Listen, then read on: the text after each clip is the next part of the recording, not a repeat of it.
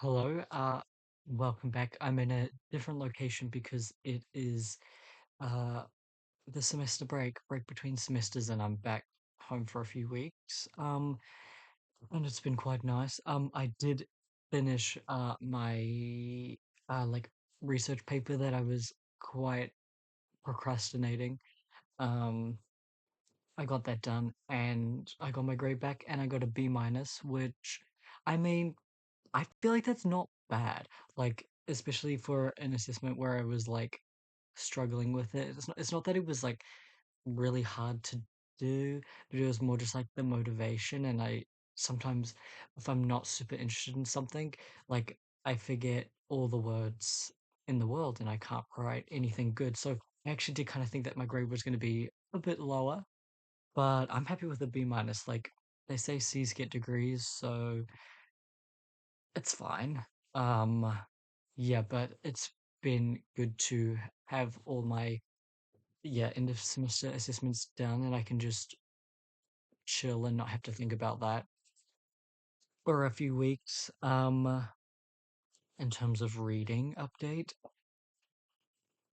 the Omega Point, I have not been reading it. I kind of shelved it. It's quite dense. It's not that I can't grasp the concepts or anything, but it's more just like I kind of lost a bit of interest or lost a bit of like steam reading this. I think because I was trying to read it during a time when I was already having to think so much. And I was like, I'm trying to shut off my brain with reading maybe a little bit. But I did bring it with me during the break in case I wanted to pick it up again, which I might. Um, but what I have been reading, this is A Storm of Swords, Part 1, Steel and Snow. This is the third Game of Thrones book. As you can see, I've almost finished it. Uh, and I've been reading it for about like 2 weeks, and I've got like 450 pages in. So that's pretty good for me. Yeah, it's the third Game of Thrones book. I haven't read the first two, but I have watched the show like upwards of 5 times. It's actually kind of a problem. I like to sort of rewatch it every winter, maybe. Um, and it's like a really fun way to engage with sort of the story of Game of Thrones in this sort of new way. Um, and yeah, I like reading fiction, but recently I've definitely just sort of been on a more non-fiction kick with my own sort of personal research that I've been interested in. Um, but it's been really fun to just read a fiction book that is so well written. Like George R. R. Martin is an excellent writer. It really makes me want to dive into some interviews uh from him from when these books were released, like separate from the show, just to like be able to pick his mind about his writing because it's just like it really it plays out pretty much exactly like the show, at least in these sort of earlier books. And what's great about kind of watching the show and reading this is that the characters seem so like full of life and character. Like for example, the relationship between Tyrion and Tywin, like when they're speaking, I can picture like Tyrion, for example, he speaks in a very certain way where almost everything he says is coded with some sort of sarcasm. And it really just comes through in the book so well. And like the way Cersei speaks, it's like everything she says is coded in this way of like being very like sort of prim and proper, but like having like a sharp sting, but with what she says. Like she says these really awful things, but in such like a false nice way. Especially like when interacting with Tyrion, and just like the whole like Lannister dynamic. Um, but yeah, it's been really fun. It's getting into winter here in the southern hemisphere. It's been very cold and rainy and windy, cloudy. So it's actually been really nice to read this because uh it just feels very like the same atmosphere. There was actually a day, I think it was last week, where it was raining a lot, and but it wasn't super cold, like not windy, but just sort of rainy. And I got an umbrella and sort of hooked it over the clothesline, and then had these outdoor chairs. And I was pretty much sitting under an umbrella, just reading outside while it was raining, and it was like the perfect atmosphere for this book. I have purchased, of course, the next one in the series. And I I'm feeling like I'll probably just move on to that after reading this. Um, Even though there are so many other books I want to read, but it's like, I don't know. I feel like maybe fiction is kind of what I need right now, especially after like a stressful end of semester. Um, it's kind of nice to just like dive into this fantasy world, and it's very easy reading. It doesn't really challenge me too much, but it's just like a really great story. I do love Game of Thrones a lot, and it's kind of giving like this new life to the story that I know, and it's like I'm interested to read on in the series and see how it differs from the show. Um, and sort of because obviously the books are probably more true to George's vision of what he wanted, and so I really want to like honor that with reading it. But it's also like, you know, there after this one, there are like there's part two of this, and then there's two other books, and then the last book. Like the last book is quite long, so it's like I don't know if I'm going to be reading the whole series in one sort of go, or if I'll stop and pick up some other things. But right now, I'm very much enjoying this a lot. Arya is my favorite character, but she was also my favorite character while I was watching the show. But I also just really like the dynamic between Brienne and Jamie Lannister. Uh, I just kind of I like the arc a bit, but um, I'm interested to see if it differs anything from the show, because there were parts in the show where I was like, but I think that was more like the final seasons. Obviously, final seasons of the Game of Thrones show diverge from the books because they the final book in the actual series hasn't been written yet. So in the show, they kind of came up with an ending, and it was not good. Um, and everyone says like we may never get the final book. I think George is writing it now, and everyone always asks him like, "When is it coming out? When is it coming out?" But he's like, "Bruh, it takes time to write a book." Uh, so I'm on his side. I say, you know, do what you need to do. Uh, that's what I've been reading. It's been really good, and I've been really enjoying it, and I'm excited to read the next book. Um, but with me for my semester break reading, I of course did bring Ever Since Darwin, which is a book that I've been saying I'll read for quite a while. The words are pretty big, and it's not like a super long book, so I feel like I could probably get through it fairly quickly. So part of me is like, maybe I'll read this after I finish the Storm of Swords or A Storm of Swords. I just don't know yet because obviously this is non-fiction, so it might be kind of fun to like dive a bit into non-fiction and then circle back to Game of Thrones. But I just bought it just in case I wanted to read it. Um, because I didn't want to have to travel all the way back to my uh uni just to grab a book because that would be expensive. So I was like, I'll bring this, I'll bring this. Um, but another update. I did in fact get to see Brian Cox live. Yeah, it was pretty amazing. I kind of just like stumbled upon the show. I didn't even like realize he was performing. Because I was watching a video of his on YouTube. Um, and I was like, how old is he actually? Because I was just curious. So I looked it up on Google, and then it also came up with like shows in my area, and I was like, oh, I need to go see this. Absolutely. So I did buy tickets and go to that, and it was really good.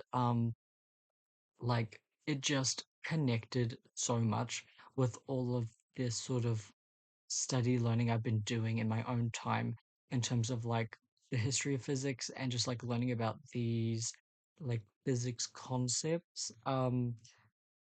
I yeah, it just connected so deeply with everything that I've been sort of like into recently, and sometimes it feels like I was a bit like kind of like it felt like almost too made for me. I'm like, am I living in the Truman Show? Um, but I got this at the show, and as I was watching it, I was like, oh, I wish I could like record the audio of this um show so I can go back to it and like absorb more of the information because I can't obviously absorb everything in one go. But I then realized that this like mini book kind of is exactly that. Like it's just sort of like a summary of points he's kind of making. Um, there's a page, there's Brian in the middle, and there's writing as well. And yeah, it kind of just talks about like his the key concepts he was talking about. Um, but what I really enjoyed from the show was the visual aspects of it. Because going into it, I was like, I don't really know what is this just going to be Brian standing on a stage for 2 hours talking? I don't know.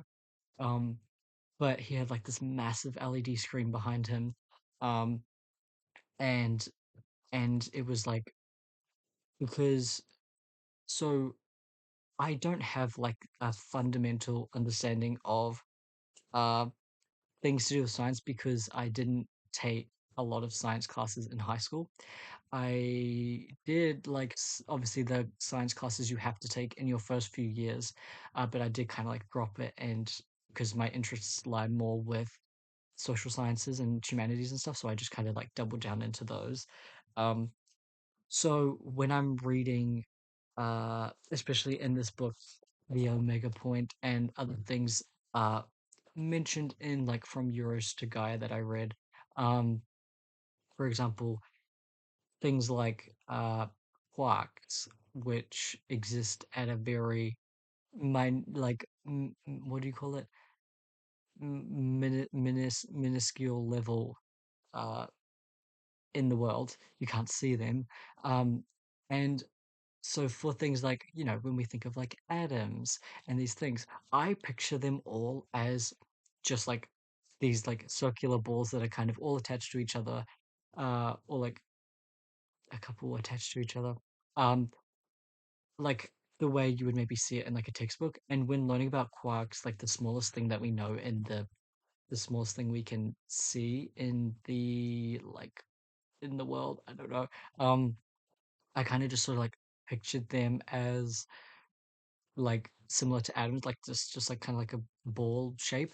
But with the visualizations that were on the screen, he kind of showed them to be more like kind of like an energy, like this thing. And I was like, that's freaking awesome. Um, and it was similar with the light particle. I think when I think about a particle, I just sort of think about it as a spherical object, which is not true, but it's just sort of where my mind goes. And again, he kind of showed it more as like this wavy thing, and I thought that was really cool. Um, and there was also a really another awesome moment in the show where I forget exactly what he was talking about because it was a couple of weeks ago now, but uh, he was saying how if this one if this one part of the in the creation of the universe, if this one like minuscule sort of thing was like shifted, um he was like, if this one thing was slightly different, the universe would look like, and then all the lights in the stadium, like every single light, shut to black, and the whole stadium was in pitch black darkness. And he was like, nothing. There would be there'd be no planets, no civilization, no, you know, the universe would not exist. The limit does not exist, and it was just like, bruh, because it was just such a cool moment, like mic drop moment, and everyone in the stadium was like, um, and I just really what draws me into learning about like astrophysics and stuff like that, like learning about different concepts and stuff, whether they're like more theoretical, maybe. I really like it because you kind of are going into this like complicated world that doesn't really make sense. It's kind of like watching like a really like in-depth sci-fi movie when it's like a whole different world that doesn't really relate to our world. You're kind of like going to this abstract place where you have to be like, well, the concepts that I sort of hold through, they don't really make sense here. And it's kind of fun to go to that abstract place and just be so distant from like having your feet in the soil on the earth. Like you're going to this very like I wonder if it's in this book, but like there was a picture of like the observable universe, and it kind of like looks like this sort of mesh net curtain, like where it's super zoomed out, and the placement of universes or galaxies in the universe, they're not there are parts where it's like more dense and parts where it's there's nothing there, and it all when you zoom out is this bigger like tapestry, and it's all like it it it it's part of like this larger whole, and it's crazy to zoom out and see that. Hold on, I don't know if it's in this book. um I'll just have a bit of a look. um but sort of the overarching I might look it up on my phone. The overarching sort of theme of the show, what I gathered from it was, one second,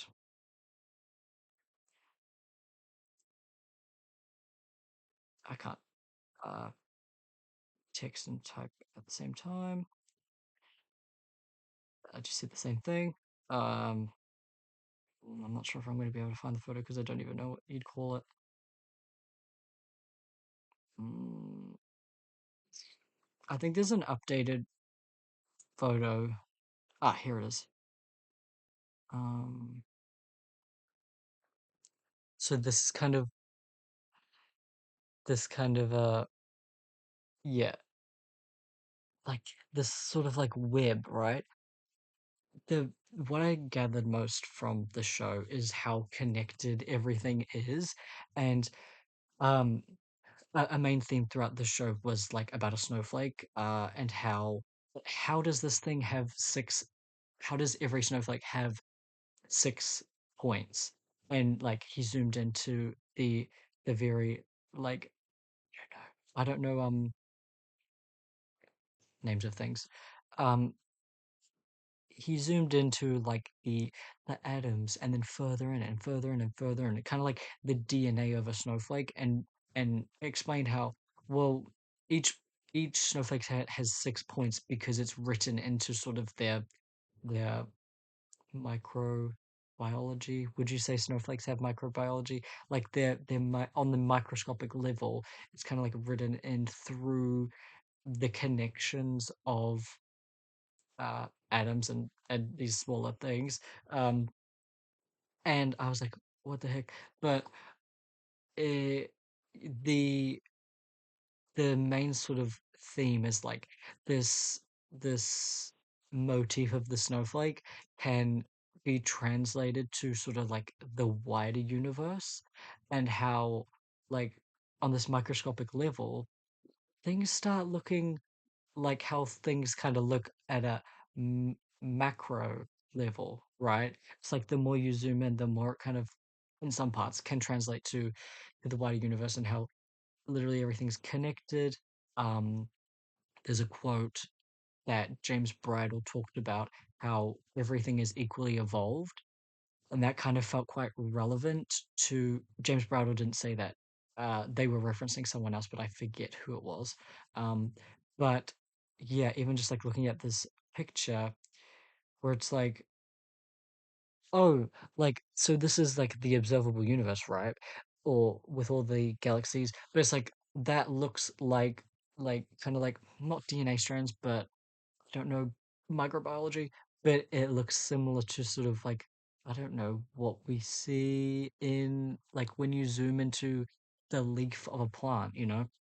And it's like these things are so interconnected, and it's just like we are so disconnected from nature that I don't know. I just feel like everyone needs to.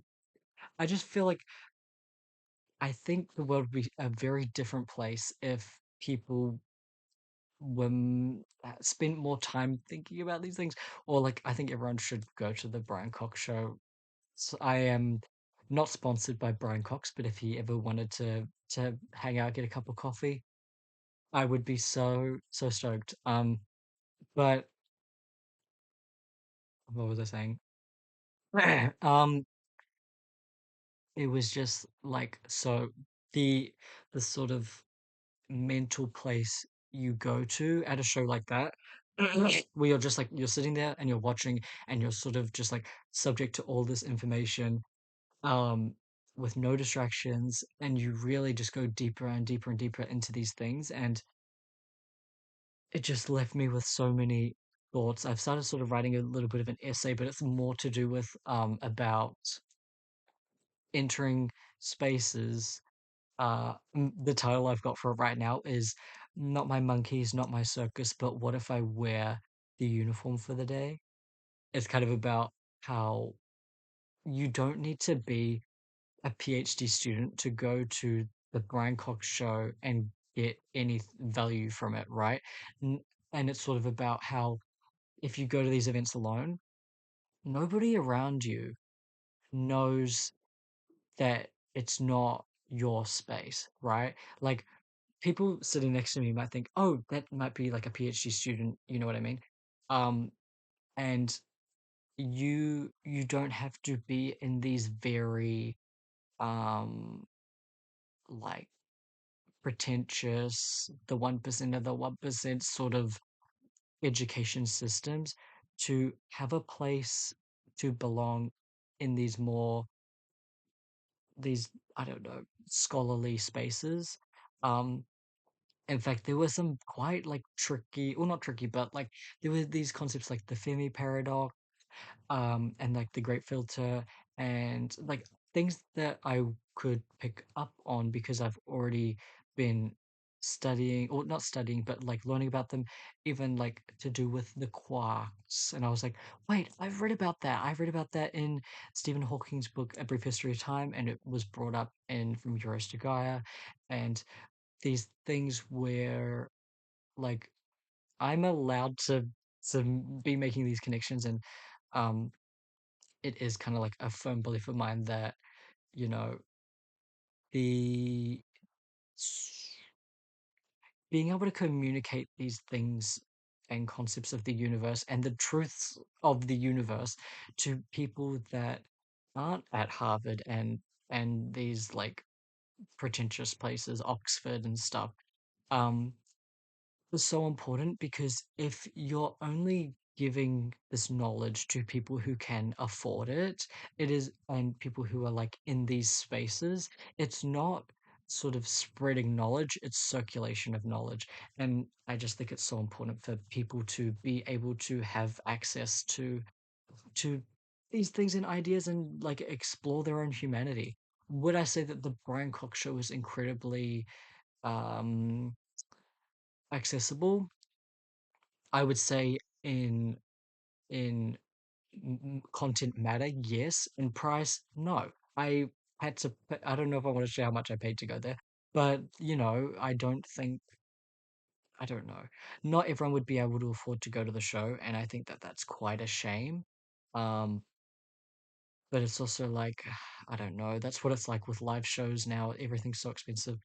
But with the actual content of the show, I felt like it was very digestible. It definitely sort of like ebb and flowed um like in density, but I feel like you just like strap in and you're on the ride of the show, so it feels like a very natural progression into things that are a bit more abstract.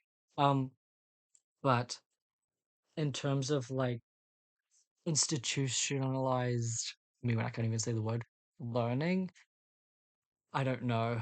I think um I think kind of maybe I don't know if I like work super well in like a tertiary education learning. Like even with my research paper that I had to get done for my end of semester um uh learning assessments, um literally I don't know if you've seen this really famous movie, Harry Potter and the Deathly Hallows Part One, I think it is. No, is it Order of the Phoenix or I don't know. But basically, no, it wouldn't be Deathly Hallows. Dumbledore has to like drink this like this gross potion to in order for Harry to get like a Horcrux, and he's sitting there like, please don't make me drink it. He's like, "Mm." That's literally how I felt writing that essay. I was like, I actually this feels like I'm being tortured, and it's not even that difficult. Whereas during my last like term break, I actually finished it recently, but my essay about sort of the difference in the sort of like what was the title? I forget what I called it. Uh maybe I should pull it up.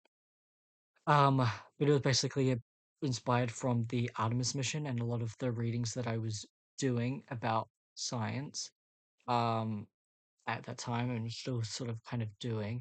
But I was able to like write this essay that has a bunch of sources from reading material that I've just naturally sort of acquired.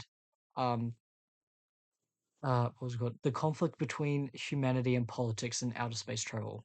And I wrote that and I was quite like proud of it, but it's also like I don't know. I still don't like it, but I think nobody likes their writing.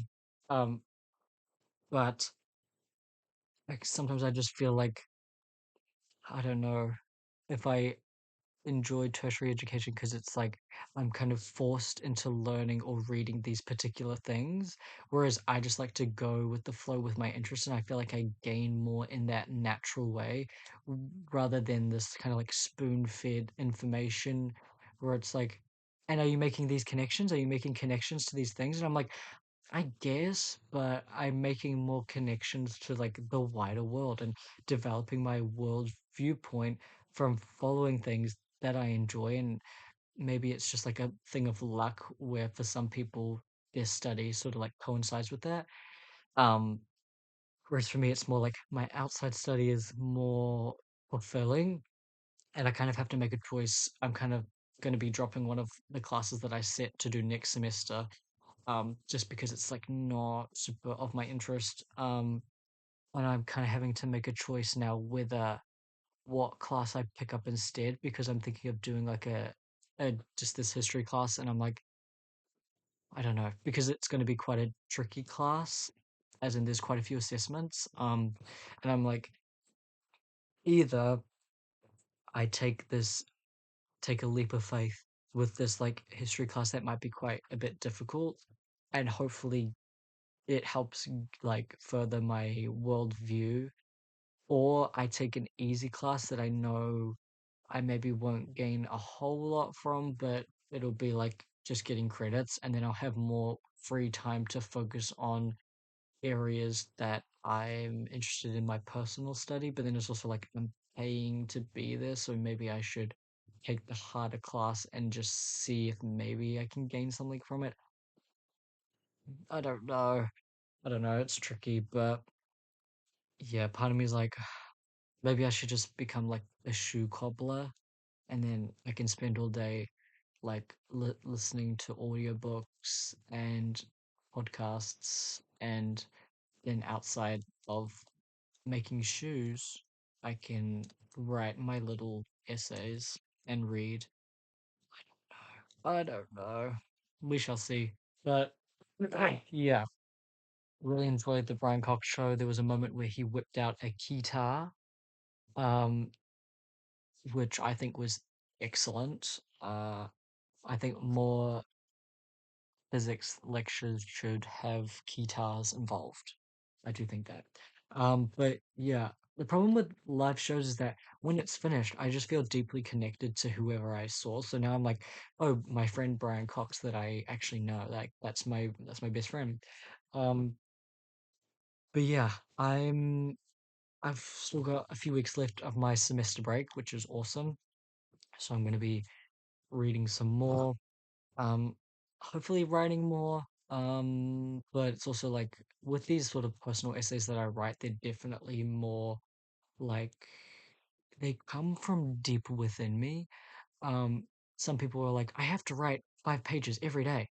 And for me, I'm just like, that's not my vibe. I definitely just like go with the flow, especially with the last essay I wrote. It definitely just like flowed very naturally from everything that I was reading at the time. And I think what I'm trying to do is like find a, find a sort of like perspective or find like a direction in from everything I've gained from the Brian Cox show, and a couple of other like experiences that I've had recently, and I'm trying to like funnel it into sort of something to say. So I think I'm still at that point where I'm trying to like ha- think about my ideas in like a linear way that makes sense in terms of writing it into an essay. Um, but I also read uh on Brian Cox request in one of a podcast he did was Richard Feynman's essay of what was it? I think it's called The Value of Science. It was written in 1955. I really enjoyed that essay. I like printed it out. And I need to read Richard Feynman's book Surely You're Joking, Mr. Feynman. I really need to read that. That's why I'm kind of like, am I going to read the whole Game of Thrones series? I don't know if I'm going to read it all right now because if I got my hands on a copy of that book, I think I would read it in like 3 days. So I really need to do that. I really want to because Richard Feynman is just like everything I hear about him and everything I read about him. Uh, he just seems like a cool guy. And in the Emergence show, like Brian Cox like threw up a quote of his up at the start, and it was mentioned that like he's quite an inspiration. So I would really like to dive into that, dive into some of his work and writing. So yes, uh, it is as I said, getting into winter now, quite cold, but I've got my books, and so I'm just chilling. I'm really enjoying I love when it's a break from uni because I just feel like I've got more time to think and explore things. And yeah, I feel like obviously when school is in session, I'm very much like I've got so much schoolwork to do that I don't really have any time to read. So it's been fun. But yes, that's all I have to say.